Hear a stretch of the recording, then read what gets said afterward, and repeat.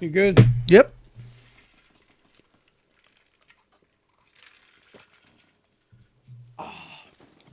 Hello and welcome to another episode of Streaming Without a Paddle.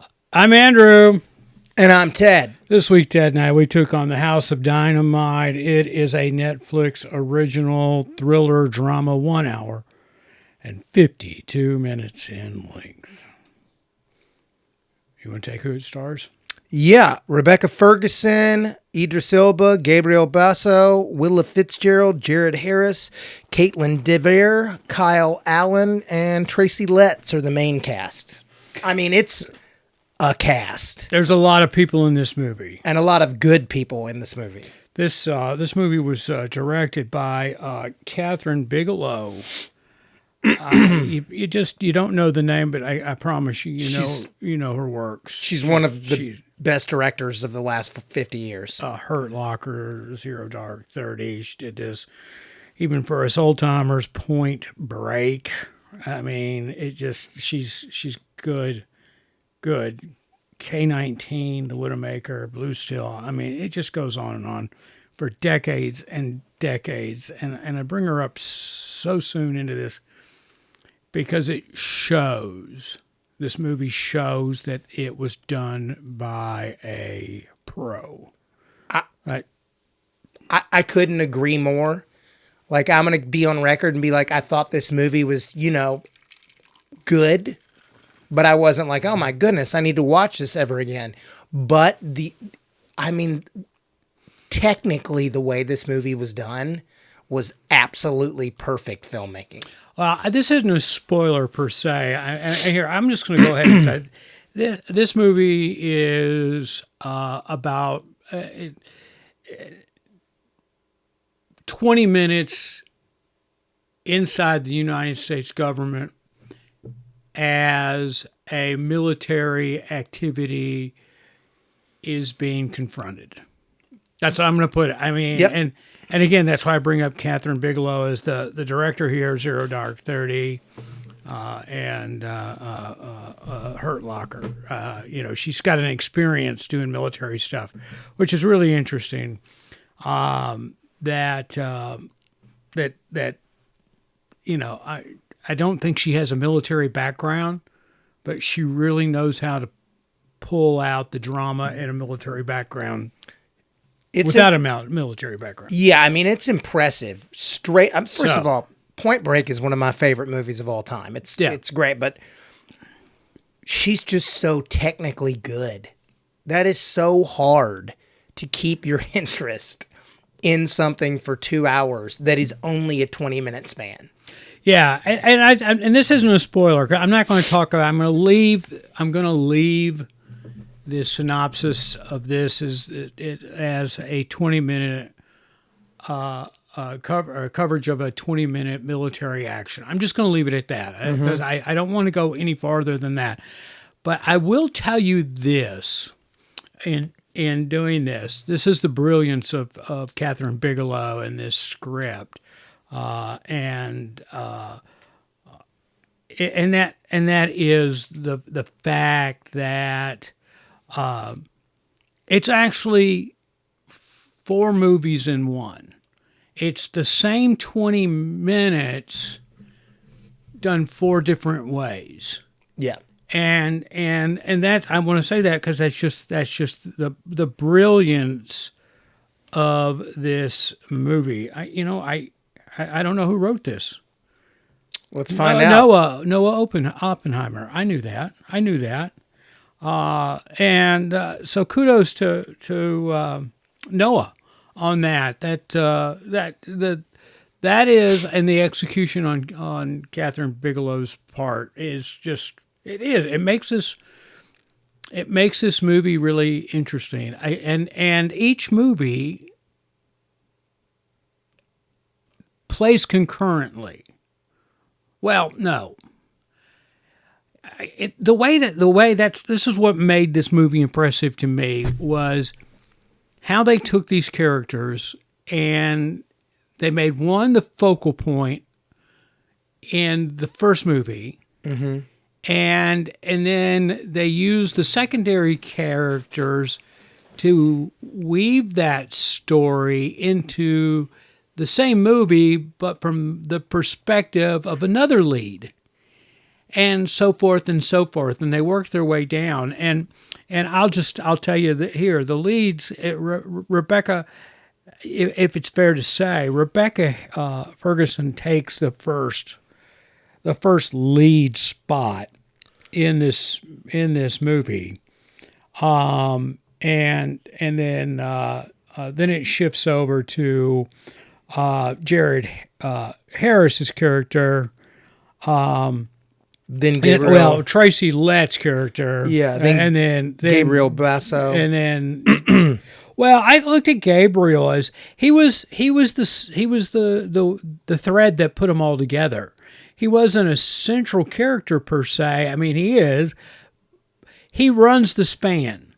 He runs the span from Rebecca Ferguson's character's perspective all the way through to the end, when Idris Elba's character is the main focus of the same story again. That's the brilliance. And it's worth noting that Idris Elba is only used in voice for the first 3 chunks of this movie. Yeah, you know what? And I'm going to go ahead and say it since you brought it up. I thought that was a horrible waste of teaser. I mean, they by including him in the teasers of this thing, I think that was a waste because, again, he was just doing VOs.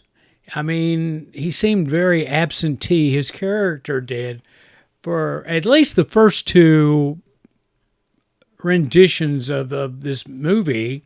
And then he came in really strong in or stronger in the third, and then he was the 4th element of this storytelling. I don't want to say of this story because it's the same story 4 times.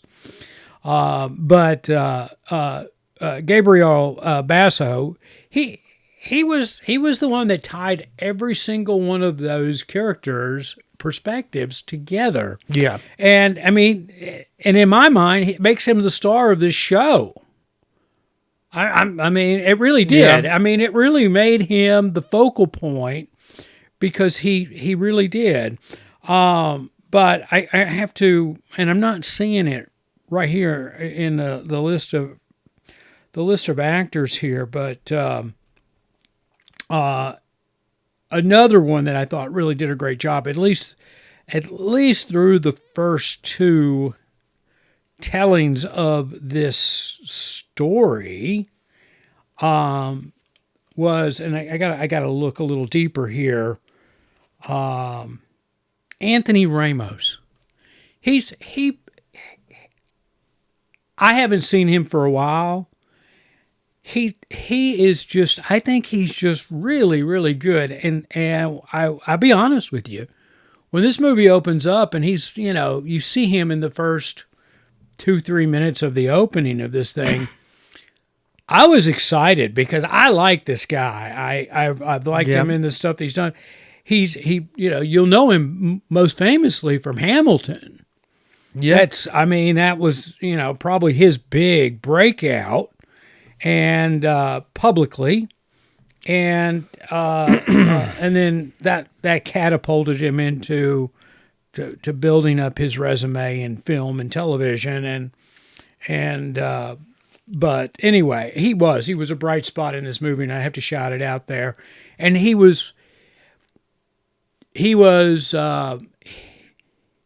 interwove between the Rebecca Ferguson storytelling and then jumping over to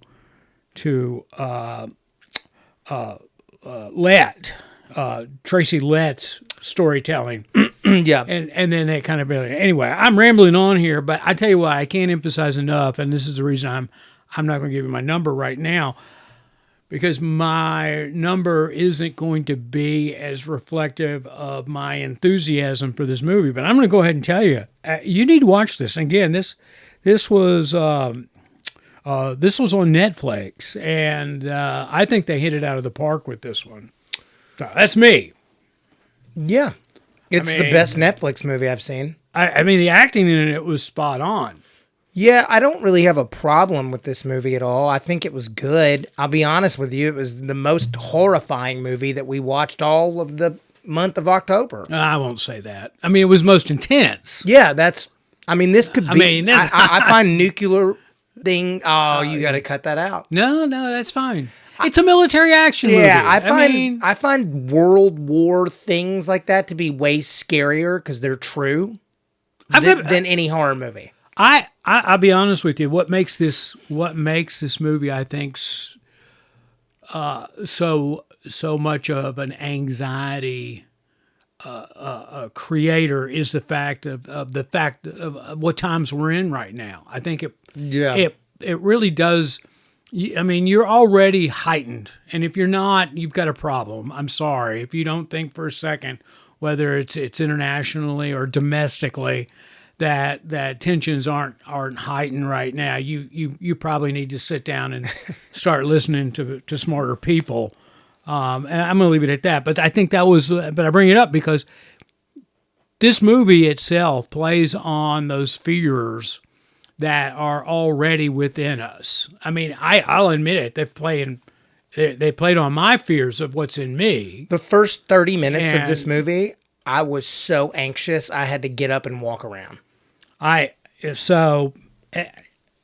Again, I think everybody did a great job, and I'm gonna put a lot of the credit on this on Kathryn Bigelow and the writer Noah Oppenheimer, and it was so well done. But that don't want to diminish what the cast brought to this because their performances were really, really good. And there's not a lot of dialogue in this movie. Rather, there's a lot of nonverbal interactions between the characters. Yeah. And it was played so well. And the underscore music in this was just amazing to build that drama. So it's intense. Yeah. And what's so intense about? I'm not going to say it. I'm not going to say it. No, because that's a major spoiler. That's a major spoiler. I mean, so I'm not going to say it. You said how you felt, and this is again. I'm going to say it. I was ratcheted up, and I did not want to watch this. By the way, I read the synopsis and I rolled my eyes on looking at my phone. I was like, oh, God, this is going to be so boring. I was wrong. It was not boring. And I was like, oh, okay. Well, I mean, and it starts off like a shotgun. It's like, bam, you're in it. Here we go. Yeah. All right. I've said what I've liked. And that's pretty much everything. And I want our listeners to go on, and when we get this posted on our Facebook page or our Instagram or X or any of our social, go ahead and leave your thoughts about this too. I mean, you can do that with any show that we review, and we really appreciate it. So go leave comments on what you think about these shows. We want to engage a little dialogue with you guys, our listeners. So please do that. But I'll be honest with you. I think the weakest part of this movie was the casting of Idris Elba. It was weird. You didn't need that big Elba. Excuse me. You didn't need that big of a star. Well, you just didn't need it. I don't think he's that big of a star. He's a pretty big star. I'm putting him. I'll give him a B rating as a star. He's not an A-lister in my book by any means. I mean, he's every time there's a 007, he's up for it. Daniel Craig wasn't an A-lister before he became 007. So. I guess it's like, what do you consider an A-lister? Do you think that I don't think there's any A-listers in this movie. I think Rebecca Ferguson's probably the biggest name, and rightfully so. And since it was played as 4 different perspectives. I'm going to put her there. Mm-hmm. I don't pick up what Idris puts down all the time. I think there's so much forced emotion in him that it comes off as contrived. He also mumbles a lot. So it's so hard to. He's got this kind of gruff mumble. It's really hard to understand him sometimes. Yeah, I just don't. I'm sorry. I don't know him personally, and he's probably a great guy, and you want to hope he is, and all that. But I can't think of anything. I mean, we watched that movie with him, and I'll just look it up here real quick so I don't screw it up. But it was that comedy. With John Cena. It was John Cena, head of the state. Yeah, I mean, and I know that was an action comedy, but if you go back and listen to that show, I'm pretty sure I pretty much said the same thing. You did say it. He just doesn't sell it. So he is the number 77 most popular actor in the world. Okay, well, I'm just saying. I'm just getting it. But you think about that. I mean, yeah, I mean, he was really good. We've had this conversation too. You say number 77, mm-hmm. but these movies keep using the same people over and over. Right now, Glenn Powell, Sydney Sweeney, and I don't mean any disrespect by this for her being in this, Rebecca Ferguson. I mean, they're all very, very busy right now. Mm-hmm. And they're constantly being seen in stuff. I mean, it's just you can't shake a dozen stars from your programming guide. One of them's going to show up. I think this movie is a group of actors that have been leads in things, but mostly are the second or third build under someone huge in a lot of big movies. I don't see him as a lead. Well, I haven't seen anything that convinces me that he's a draw. And again, we talked about this before. It might be the fact that he's out there doing commercials, which in my opinion, depending on who you are, and I mean I use the example of Sam Jackson, mm-hmm. and going out now and doing Capital One commercials. Well, he can do it because he's so well established in the film community as an A-lister. It doesn't matter. There's nothing going to change your mind about Sam Jackson being in a movie because that's what you think of him first. Well, we were talking about that movie with the guy who does the Allstate commercials. Oh, yeah. Dean Winters. Dean Winters, and the fact that he's always going to be known for that. I think Idris Elba is caught now because he's in so many pictures and he's doing so many commercials out there that you don't know how to define him. Is he a commercial actor or is he a film actor? I hear that. I mean, I would say this. He was one of the leads on The Wire, which is one of the most popular shows of all time. I never really watched The Wire. I've seen some episodes, and I understand what you're saying, but if I look back at his resume, he's been a lead in a lot of stuff. But that's okay. You don't have to, Yeah, and that might be the reason I'm not sold on him as leading man, because I think he has more of a commercial actor presence in my mind than he does as somebody that I'm going to take serious, or I'm picking up what they're putting down when it comes to acting. I mean, so I don't know why was he in Hobbs and Shaw? Probably.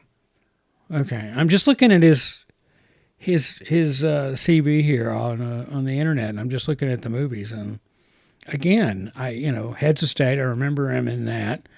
I don't really watch the Suicide Squad. That was a movie. Yeah, it the was movie. Great. Yeah. What was he in that?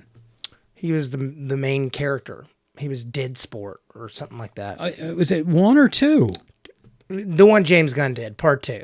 Oh, the one, you remember the one where they didn't? He basically got recast as the dumb one. It was the first one was good. The David Ayers one. Yeah, I guess. Oh, come on, it wasn't good. Yeah, with Will Smith and I thought that one was better than but you don't love Peacemaker because they make a lot of jokes. Yeah, I'm going to leave it at that. I mean, I don't have anything against the guy. I just don't ever buy him as a leading man, and the role that they had him playing in this required a leading man character, and he just didn't. In my book, he didn't fill those shoes. He didn't. So anyway, there you go. All right, he was the downside for me, and I'm sorry. And I'm not saying you did bad. I'm just saying you were the weakest part of this for me, is because I just didn't pick up what you were putting down. So, like everybody else was, like Gabriel Basso. Holy crap! I mean, this guy's good. I was blown away by his performance in this. Didn't you see him play J.D. Vance in that Hillbilly Elegy movie? No, I did not. He's J.D. Vance. He played it exactly the same way. Exactly. So if you like that, go watch Hillbilly Elegy, and you get to watch him play J.D. Vance the exact way he just played that character. Okay, I'm just saying he was. I mean, he really, in my book, he carried this thing. I mean, because he was a big thread that sewed every single one of those 4 principles, storylines, or versions of this movie together. He just really did that for me. All right, Chad, let's get to some numbers on this. 7.4. Okay, I'm a little bit more generous on that. I'm a 7.8, and I said I'm way more excited about this than my score is going to be, because you should watch this. Yeah, I think you should watch it. I think a lot of people are going to be frustrated with the ending of the movie, even though they did that on purpose. But I think a lot of people are going to be frustrated. Yeah, I can understand. I was frustrated. Yeah. But I also, as somebody who likes film and the creativity behind it, I was really kind of blown away by how this was done. And here, you know what? Here's my input, since you brought it up that way. Mm-hmm. I would have made this story told from the perspective of 3 principles and not 4, and I would have dropped the version from Idris Elba's character and just left it at that. So, because I think right before we get into the Idris's perspective, the Jared Harris ending of his segment that was like the perfect walk off for me. No pun intended. Yeah. I mean, that could have, because at that time you got the hook. Because after it played the first time with Rebecca Ferguson's character, you're like, and they fade to black, literally. Fade to black. They come back up, and you're hearing the same story, but now you're seeing it from Letts' perspective as a general, who is such a good actor.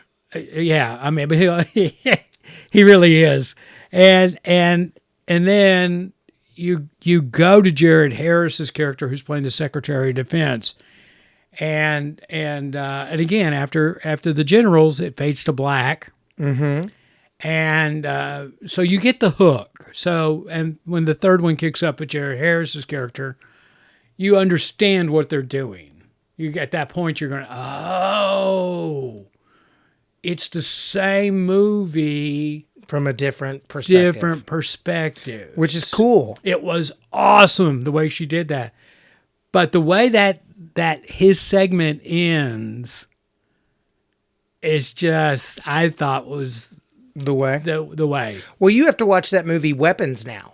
that I was telling you about. Okay, I will. I like people who are creative in putting movies together and original, and this was because there's so much unoriginality out there. Yeah, that's why I thought you would. You won't like the movie per se, but you'll appreciate how they put it together. That's what I like. I showed it to Paige, and she's like, "This is the craziest put together thing I've ever seen." I was like, "Yeah, it's good, right?" Oh, I'd give this movie if I was just going to give this a technical skill. Mm-hmm. I would give this a 9.6. Yeah, me too. 9.5, 9.6. Technically, it was brilliantly put it together. Yeah, I mean, it's just she is up there with the greatest of all time.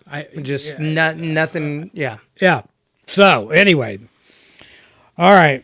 I'm a watch, guys. I am. Treat yourself to this just for, it's a great story. If you like The Hurt Locker and if you liked Zero Dark 30, you're going to like this because the intensity is the same all through it. And the storytelling method is the same with the one caveat of, and when I say that in a general term, not a lot of dialogue, a lot of action, and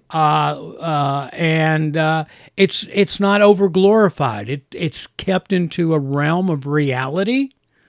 They're not, these out of unrealistic explosions or any of that crap. Mm-hmm. As a matter of fact, that's what this movie does. If you think about it, it is just kind of the counter of that. Yeah, because you're expecting at times that massive explosion. That's what I was waiting for. And right. And it's left implied, which is absolutely brilliant because you don't need to see it. Mm-hmm. You don't need to your imagination. She left that up to you, and that is the brilliance of it. Got to talk this thing out. That's what I did. I figured it out right here on the show. The brilliance of this movie was the crescendo of this movie is left to your mind not once, not twice, not 3 times, but 4 different times. 4. And that's just absolutely brilliant. And now that I think about it, after the first one, the second one, the third one, and the fourth one, I had that visual. I was looking at what it would be because that first one, I was confused. Mm-hmm.